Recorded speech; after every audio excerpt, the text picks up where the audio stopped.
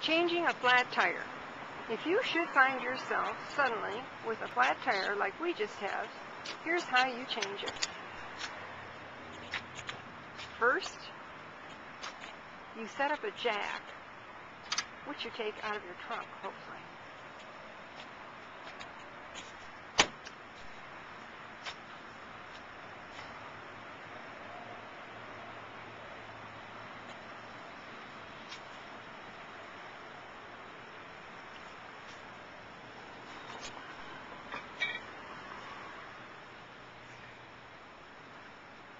You're going to raise the car up so that you can unscrew the tire and take it out and then put the new tire in.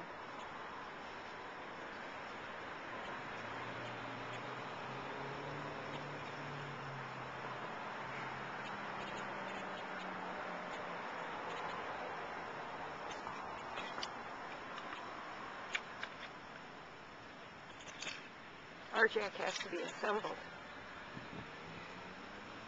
So the first thing to do is assemble this jack and then stick it under the right part of the car body, under the frame.